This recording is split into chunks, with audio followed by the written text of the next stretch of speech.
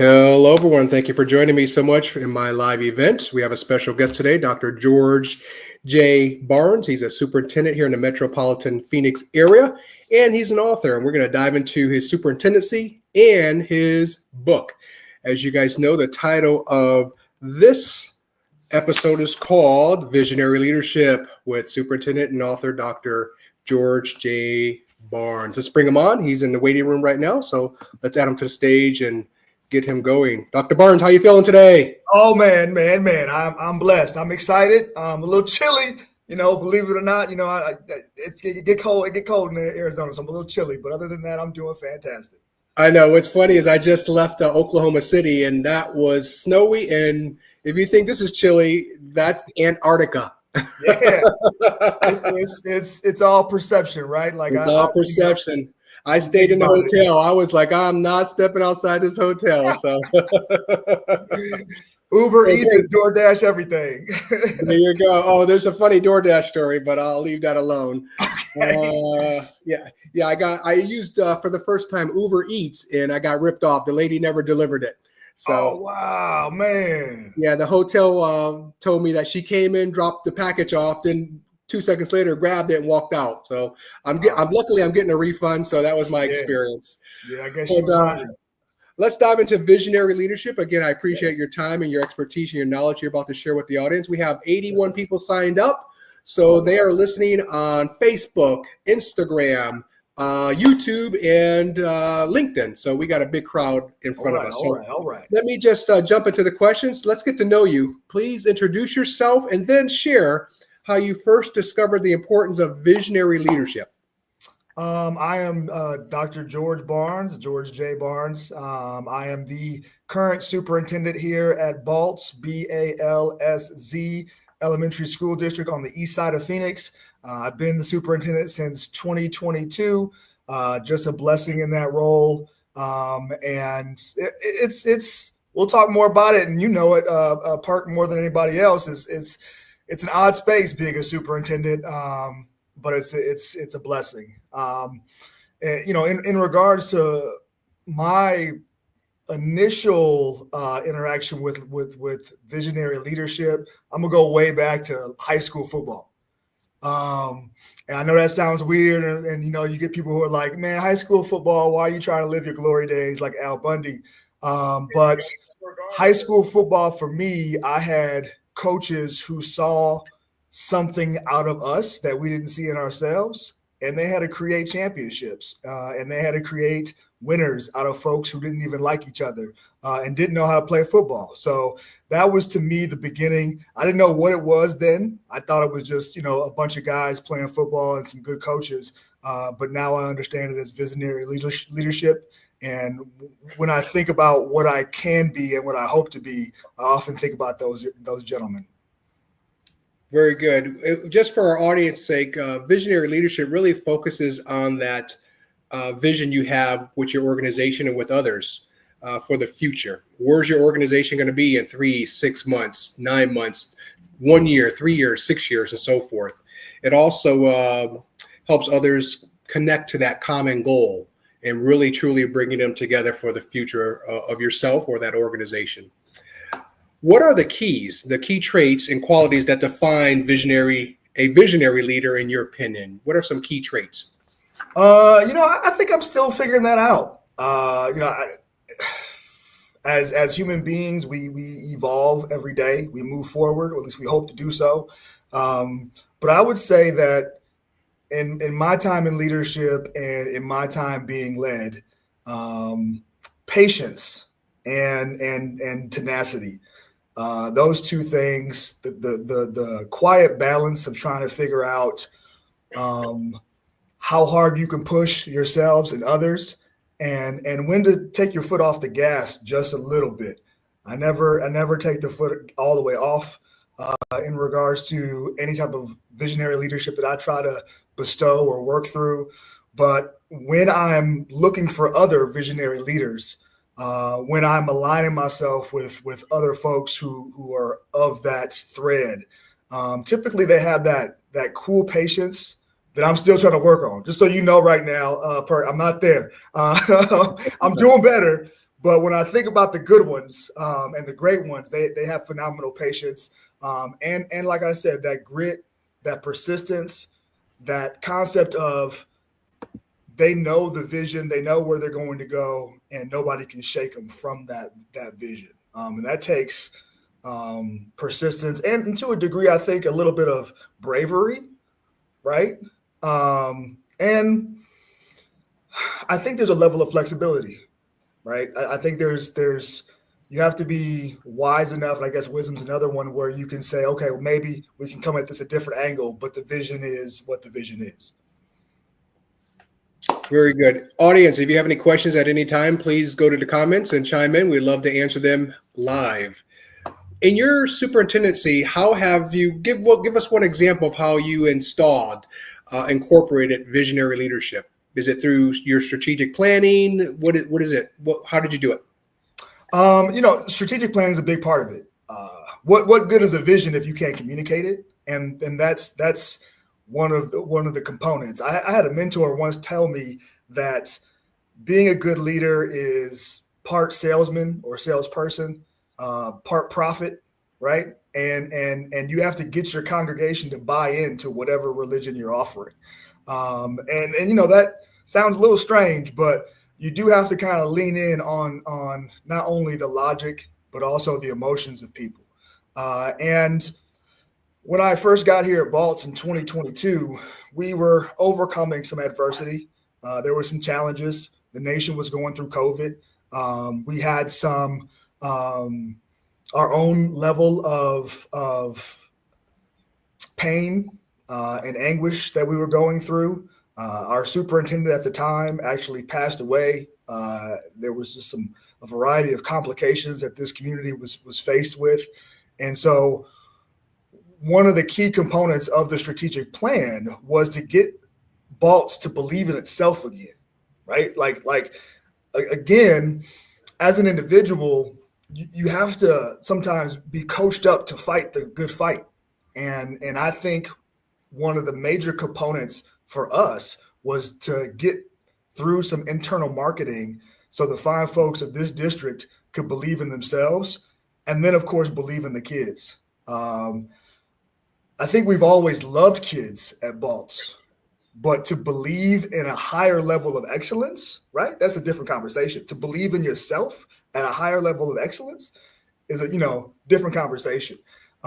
During a time where not everybody had to be certified to be in front of a student, and there's some well-intentioned people, but there's some folks who just didn't know those intricacies to teach. We still had to get people to believe in what they could do and the possibility of these outrageous outcomes. So in the strategic plan, there was 4 different pillars, and all of them had to do with excellence and getting to that level of excellence, no matter what.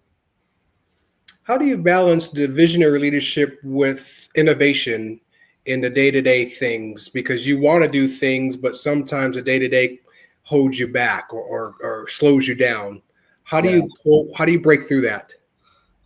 That's a great question. And I see it 2 ways, right? I think sometimes as a leader, with all that happens every day, you always have to remind people of the bigger picture, right?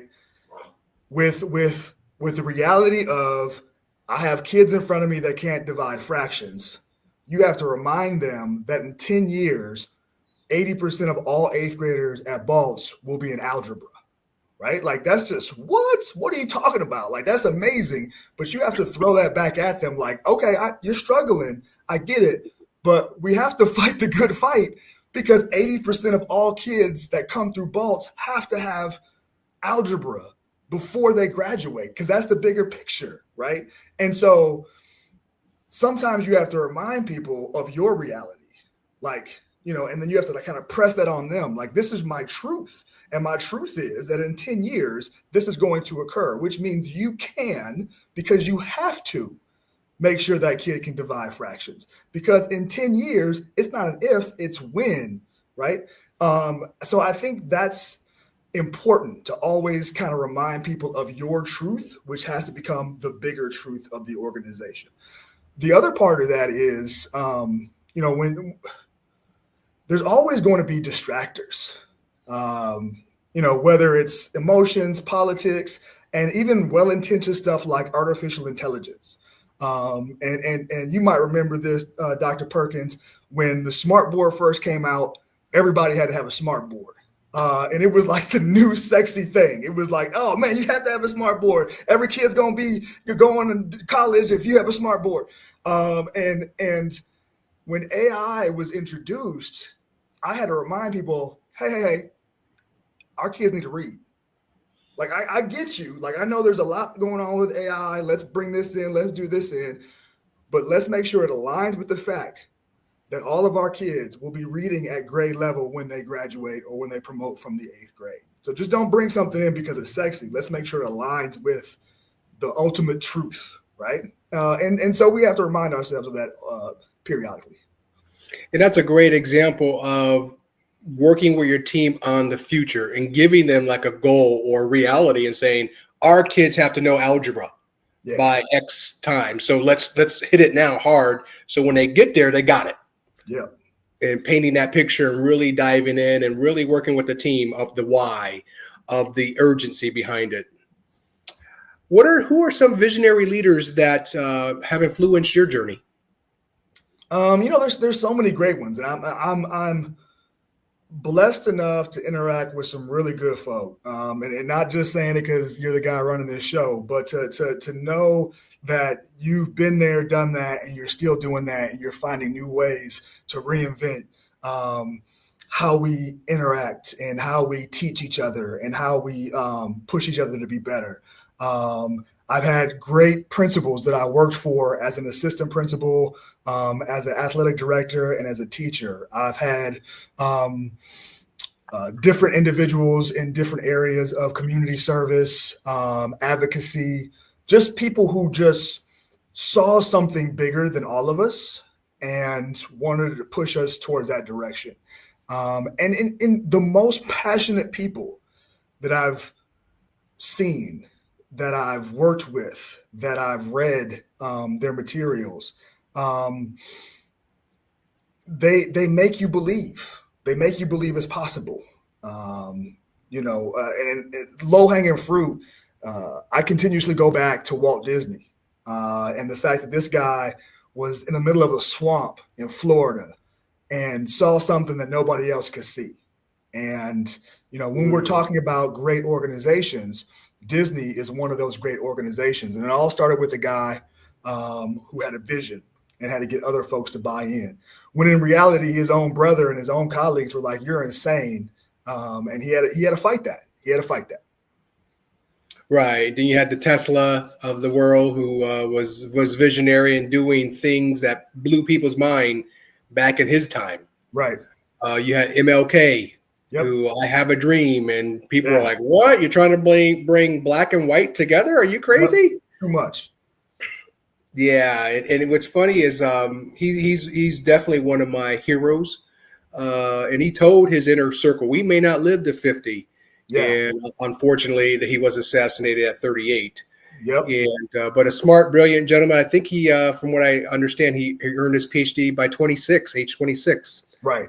So somewhere in there, and to have that dream, and then he in the documentary it told how him and his father would battle because they were both preachers. It was his dad's church, but he would preach sometimes and talk about Nietzsche and all these philosophers. And his dad was like, "Just get to the Bible," And he's like, "Well, I can do the Bible and philosophy, work in philosophy." And they would always get entangled in his why.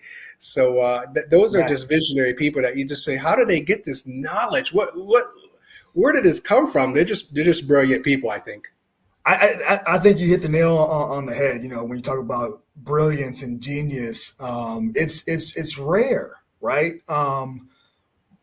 But these same individuals have to fight the realities of others. As somebody as close as your father is trying to put you in a box and saying, this is the formula, son. This is how we do things. And this is the person who is 50% responsible for you being on the planet and you share DNA with, and they're telling you this is reality. And you have to look them in the face and say, no, my reality is totally different.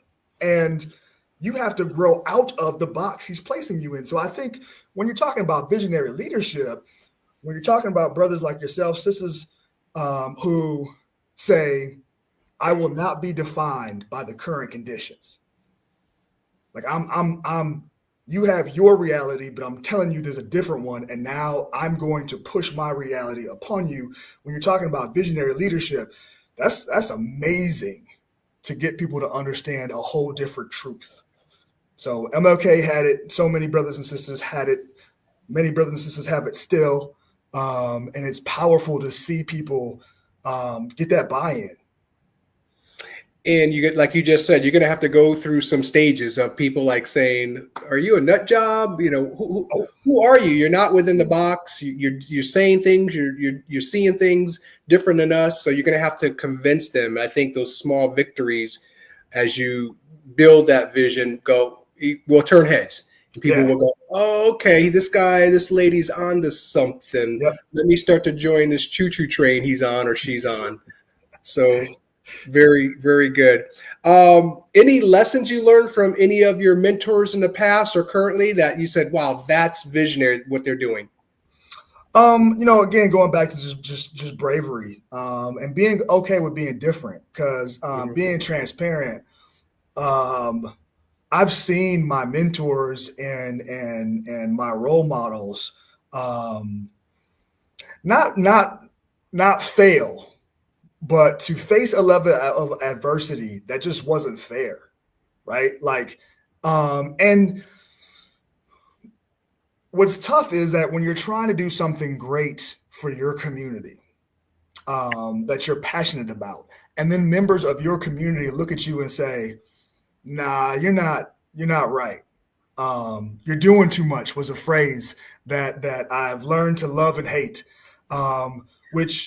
which I've heard that phrase and I've seen it used against individuals who wanted the best for their community. And those individuals were doing too much just because you wanted that kid to go to college, just because you wanted that kid to read at higher levels, just because you wanted that kid to be exposed to the literary greatness, to understand Nietzsche, right? And because you're teaching Nietzsche in a 8th grade class, families are coming in droves saying you're doing too much, and you have to convince them that I don't think we're doing enough, So the challenge of wanting more for people than they want for themselves is no easy climb. But if it's in your spirit, if you're blessed with that challenge, then you're also blessed with the skills and the fortitude. It's going to hurt. And I've watched my mentors go through that pain. I've gone through the pain. Perk, you've gone through the pain. But if you're called to want more for people, then you have to walk that walk. Excellent message. Did you hear that, audience? If you have that vision, go through with it and bring everyone aboard. Be professional about it. Be loud and proud. Do it right. Make sure you go over the why, the sense of urgency, and how important this is to this end result that you're searching for. You're going to go through a lot of pain. So well said. Let's transition to now the vision behind your book. I want to display it on the screen here. Let's see if we can get this up and going here. Oop, no, we don't want that removed. We want that edit. Boom. There you go. Oh, that's cool. Thank you. There you go. So let's move it over. Let me see if I can get it on there. I'm playing with this here. Let's see. Where's it at? Where'd it go? I'm going to put it higher. Let's see if we can get it. There we go. All right, everyone. There it is. Rise, my setting sun. And then there's a QR code. You can find it on Amazon. I'm sure other platforms. I'm starting to read it. I have my own copy right here. One of the big things you talk about in the book is that social construct. Can you tell us about the book and a little bit about the social construct meaning? Yeah. First, thank you, Dr. Perkins, for bringing that in. I'm humbled, almost a little shy to talk about the book. It was one of those things that was pressed on my heart during my dissertation back in 2018, 2019. And the idea was to help primarily young Black males and Black males in general better understand history, better understand how society has molded us to think over the centuries. And then, most importantly, our responsibility as Black men to, again, think outside that box, right? To realize that in answering the question specifically about a social construct, society at large creates a reality for us that we have to accept or not accept, right? Growing up in Chicago, a young Black man who was articulate was considered a sellout. And we know that historically, Black men perform worse in academic spaces because they're concerned about what society, their peers, think of them, right? So if you think I'm a nerd, that's a bad thing, right? It's starting to change a little bit with anime. It's starting to change a little bit with the acceptance of certain nuances in today's cultures. But for the most part, definitely, at least when I was growing up, and we still saw this during my research for my dissertation, that if a Black man or a young Black man wasn't playing sports, they weren't valued as a young Black man. Wow. That automatically, as a young Black man, when you introduced yourself, you were either an athlete or you were an entertainer. But that concept of being a scholar wasn't really in the lexicon in regards to young Black men. And so in the research that I was doing that led to the book was, what are the challenges of becoming a scholar in a realm where that's supposed to be foreign to you, right? So as a young Black man that's getting a 3.5 as a junior in high school or as a senior in high school, how do you do it? How do you fight the good fight? How do you break that box? What are the things that influence you to give you the strength to break that box? And so in those conversations, I learned that we accept images, and the images that we accept will dictate where we're going to go. And as a young Black man, if I accept that I can only be an athlete or a rapper, then that's all I'm going to be. Growing up in Chicago, it was athlete, rapper, or drug dealer or gangster. So those are your choices. And in my growing up, I had to make that decision on a daily basis of what I'm going to be. And I tried them all. Luckily, I had good role models to guide me in one specific direction. And it leads me to being Dr. George Barnes, superintendent currently and an author. So I wrote the book with hopes that primarily Black men would read the book and mentor other Black men, or a Black man would read the book and make some conscious decisions to be better, to be role models, to be leaders based on the history that's in the book and based on the challenge that I offer them through the book. And then third, it's a book for anybody who wants to read it to really understand the challenges of men of color and how we can be better as a society to do better and to make better choices. Thank you for sharing that. I hope people pick up a copy. And when I say I have it, I truly do. It's right here. It's right here. So I got it. I'm not just saying it. I'm slowly reading it and getting through it. Appreciate it. I know it's hard to write a book. How did you stay motivated? Because I hear from a lot of people when they approach me, I want to write a book. And do you sit down and kind of give them the framework of it, and then you never hear from them again? So how did you stay motivated to write your book? What are some of the key things? Again, because I trust the space, I would tell you that being a person of faith, there's a still voice that I hear. The leaders that I've worked with typically have a still voice of some sort in their spirit, not connecting with any certain religion, but there's a calling. That calling wouldn't go away from me. Like there was times when I didn't want to write. there was times when I was like, okay, maybe I should give up and give in. Maybe I should go do something else. Maybe the book is stupid. Maybe this won't. What's the point of the book? Just a lot of negative thinking, challenging thoughts in regards to the book. But as long as there's a whisper in the back of my mind, a nagging feeling in my spirit, I'm not going to let it go.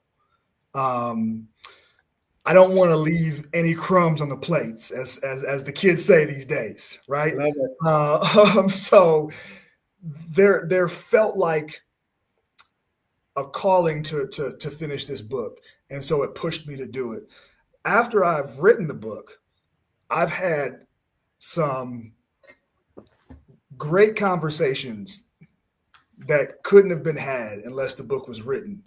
In regards to, me talking to those individuals, I've had people literally text me and write me and say that some of the phrases have been life altering for them. And if I can be used in any way, if it's just one person who read that book and read one paragraph and it made a difference in their life, that's good enough for me. And that was the reason why the book was written. There you go. I have that same philosophy when I write. If I can just change one mind, right, one direction, get people back to their purpose, get them motivated, get them stepping forward. They may not see it yet, but just keep moving forward, and eventually clarity will come. So yeah, it's you and I are kind of on the same wavelength where we want to do it. We set up the framework for it, the outline, whatever you wish to call it. And then we schedule out writing times, and 50% of the time we do write, and the other 50 you're like, oh, not today, but you do it. So any writers, people out there who are wanting to write, just set up a schedule. And then those days you don't want to do it, just start writing for 15, 20 minutes and you'll get that mojo going. Yeah. It just takes that initial 10, 15, 20 minutes, and then you'll get that feeling again. And the next thing you know, it's 2 hours later. Yeah. So, and then because we need more people to tell their story, to really get the good word out there, whatever topic you're writing about. We need good people. Yeah, I agree. And try to find that sweet spot. I mean, we all have, I believe, like the highest level of energy at certain times of the day. For some of us, we got to stay awake until 11 o'clock to get a project done. But that's like not the best time for most of us, right? Like no matter how much caffeine you get in, 11 o'clock, you want to be asleep. But there's a time, there's a pattern in your day. And if you're like, well, I got to work during the day, Barnes, my best time is 9 a.m. Well, there's a 9 a.m. on Saturday, right? There's a 9 a.m. on Sunday. So dedicate that time. And I don't want to get too deep into this unless you guys want to. Make sure you got the right people around you that understand your calling, right? And that includes family, friends, loved ones. They got to understand that 9 o'clock, you're going to work. Like 9 a.m., I'm going in this room. I need to write because that's my calling. And if you can't appreciate that, that's a deeper conversation. But I'm being called to write this book, and 9 a.m. is my writing time.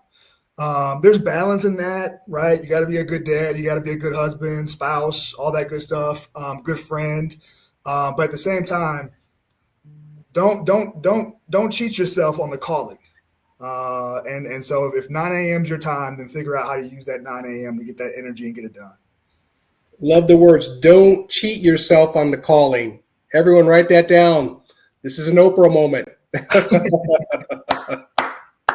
I should write it down too. I never used that before. I'm gonna write that one down. That was a good one. There you go. Don't cheat yourself on the calling. Write it down, Dr. George Barnes. I love that. Don't cheat yourself in the calling. I'm going to use that in the future. I'm going to give you credit too, because that's powerful. Don't cheat yourself on the calling. And I think a lot of people say that, or actually a lot of people don't follow through with their calling. Yeah. It's easy to be easy. There's a saying out there, something along the lines of, you work hard now, your life is easy later. Yeah. You will live an easy life now, your life is hard in the future. Something along those lines. And Dr. Facey says, well said. Do you know Dr. Facey or Dr. Avila? Yeah, I'm seeing all these names pop up. Okay. Shout out to Facey. Shout out to Dr. Joy. I just really appreciate all the hard work that everybody's doing out there to change the lives of students in their own way.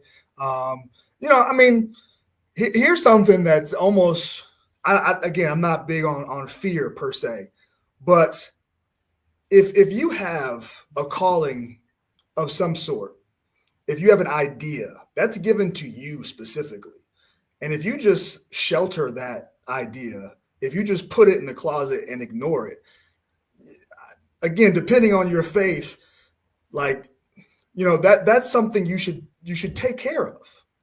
And so if you're called to have an awesome podcast, if you're called to write a book, if you're called to mentor adjudicated youth, if you're called to write music, there's a reason why that's in your spirit in who you are, and you should foster it and not sleep on it. You should work on it. That's perfectly said. Dr. Avila adds discipline and dedication, create your joy. And I'm going to have her on next month. So we'll definitely dive into her. And we have another comment here. Powerful conversation stirring wonderment. Indeed, gracias. All right. And that's from Valerie Sanchez. Thank you, Hey, Valerie. I've seen you on Indeed a few times. Shout out to you. Appreciate the work you're doing out there. Appreciate you, Valerie, for chiming in and hanging out with us. We're just getting into visionary leadership. Again, if you have any questions, anyone, we'd love to answer them while we have Dr. Barnes live with us.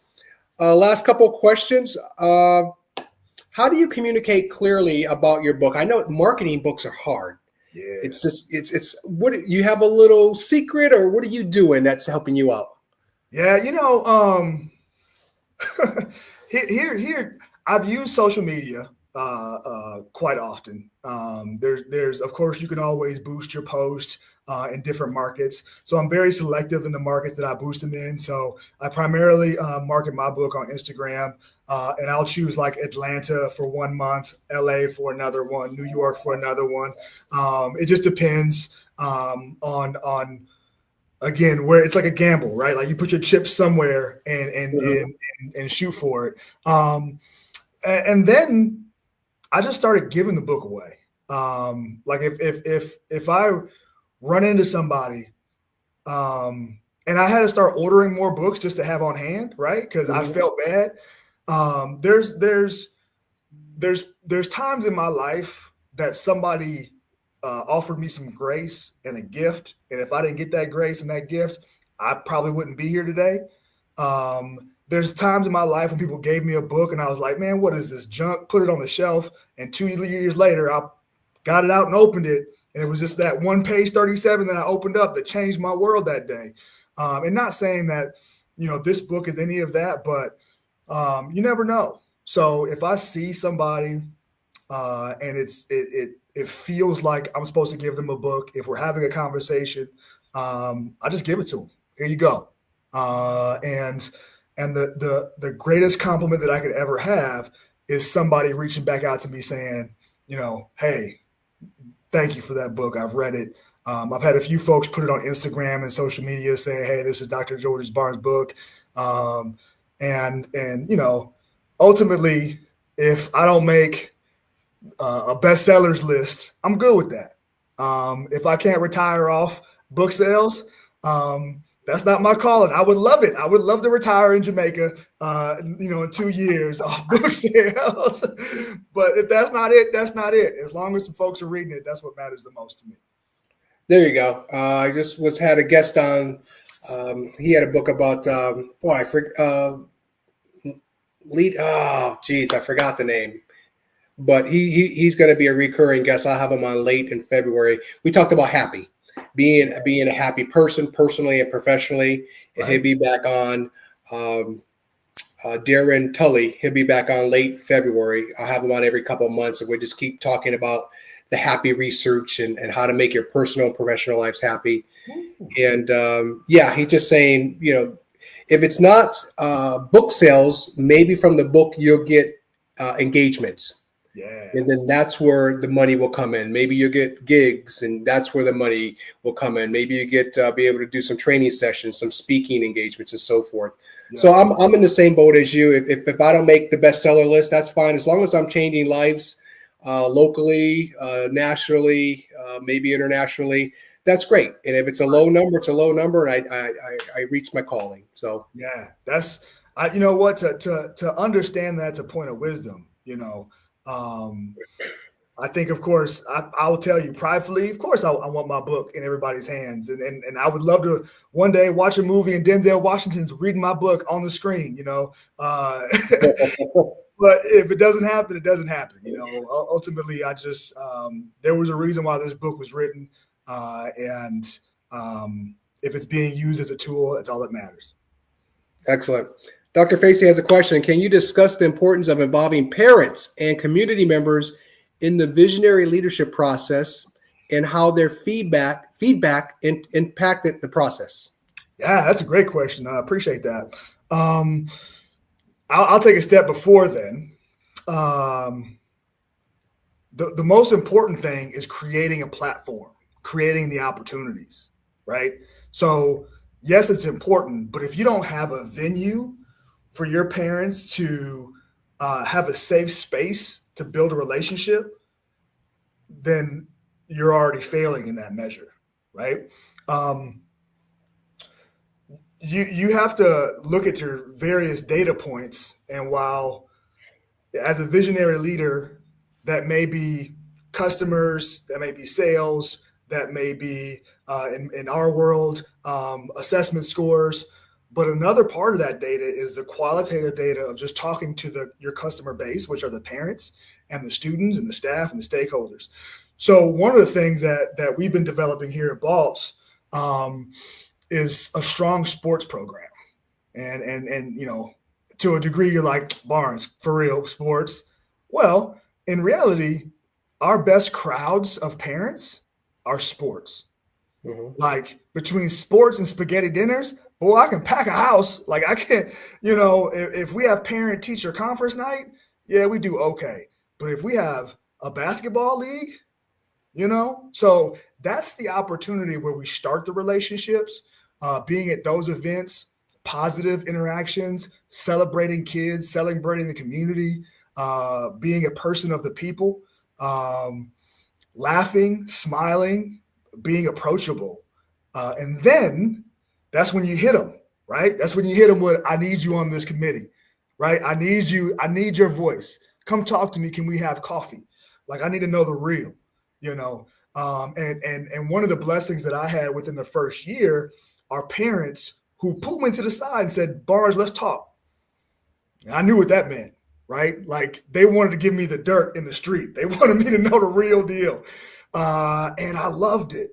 I loved the truth, right? And so I think you have to create a safe space because in some cases, our parents, maybe they didn't do so well in schools, especially culturally.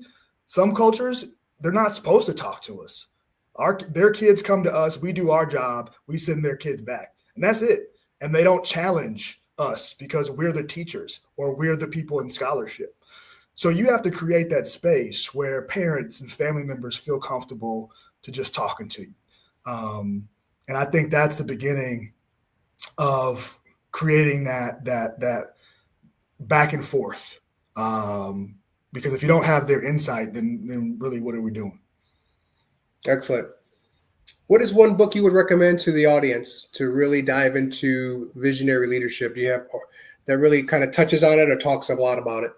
Yeah, you know, what started with me, and I think you probably read it 15 times, and so is everybody else on this on today's conversation. Simon Sinek, you know, his you know, Leaders Eat Last and Start With Why.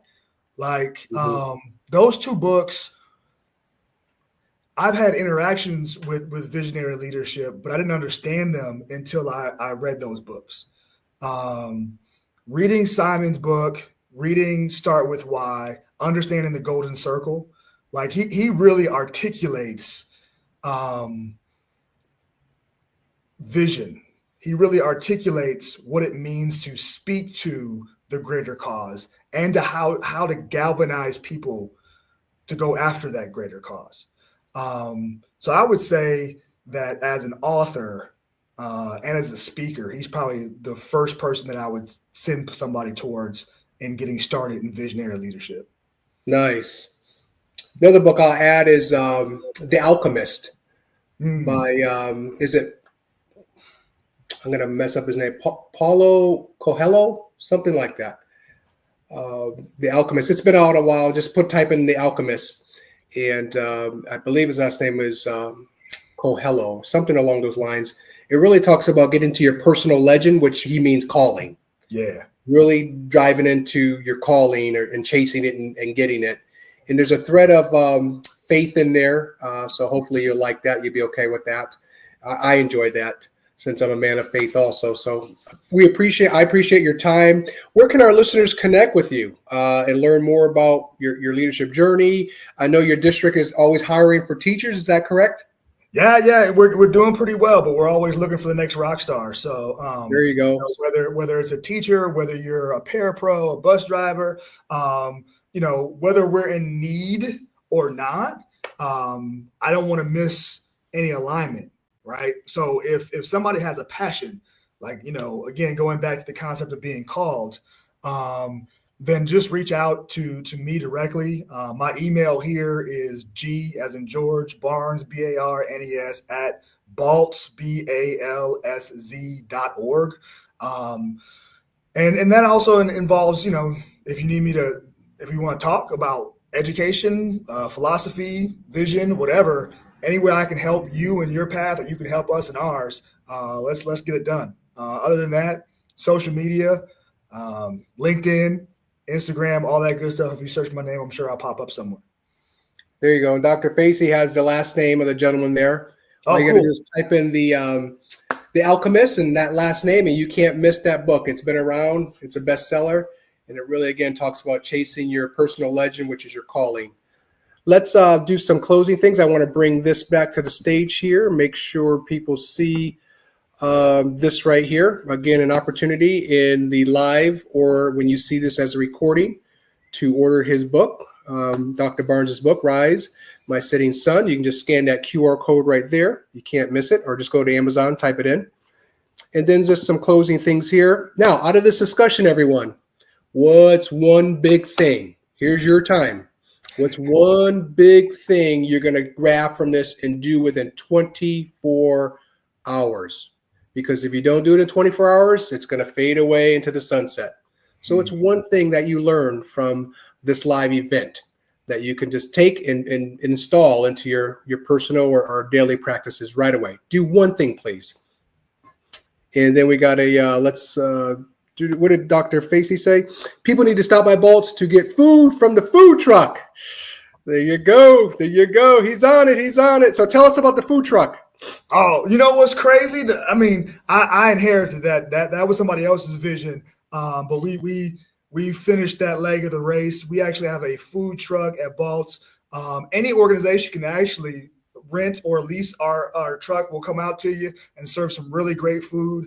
But it was also a great opportunity for us to get out into the community and to get in front of our kids. And in our community, we often have other vendors that don't always sell the best food. And so we wanted to jump in front of that and make sure our kids were eating some healthier choices. So it's a beautiful truck. It's a legit food truck. And it's, high level, good food, fun, good music. We also have a really cool event. I'm going to plug an event we got going on. It's at Pierce Park, right off of 44th Street and Palm. It's called the Pierce Park-a-Palooza. It is February 22nd. 9 a.m. to 1 p.m. It's like a family reunion, and it's a great time. So everybody's invited. Come on out. And if you're an organization and you want to get a table, reach out to me so we can get you a table. There you go. You heard it. And let's add some more things here. Boom. This, folks, I do not put out to the public. Only if you are an audience here. I have some leadership classes I offer, or courses, 3 of them. They're simple and effective things that you can insert into your daily leadership practices that will help you out right away to advance, to grow, and to learn more. So scan that QR code if you're interested. Also, our future guests coming up, I have Dr. Darlene Raybon Smith. We're going to talk about that purpose-driven leadership. That's on January 22nd, 6:30 p.m. Mountain Standard Time. She's the director of Hope Key Foundation. I also have Kim Harrington. We're going to get into inspirational leadership. He's going to join me on February 4th. He's a realtor, market leader, really energetic. You can find him on LinkedIn, Kim Harrington, a veteran of the Marines, a keynote speaker and victims advocate. Also, Dr. Avila is going to join us February 17th. We're going to get into that inner wisdom piece that can help us all with our personal professional lives. He's an author, speaker, and messenger of joy, journey options you choose. And then just me, I do a lot of consulting on the side with leadership coaching, organizational training, inspirational speaking. Reach out to me on these avenues here. Right here, I'm on LinkedIn under Dr. Anthony J. Perkins. There's my email address right there in the middle. There's my website. It shows my services. You can also sign up there to contact me, go on my Calendly and just set up an appointment. And then I'm also on social media like everyone else in the world, Dr. Anthony J. Perkins, my YouTube channel. I put all of these episodes on there, my live events, and my YouTube channel. I put my Be Better podcast on there. I put inspirational videos on my YouTube channel. So a lot of wisdom, a lot of knowledge, a lot of inspiration you can find there. I'm on Instagram at Perkup67, on Facebook, Anthony J. Perkins. All right, enough about me. I think that covers the whole thing. Dr. Barnes, any closing statements?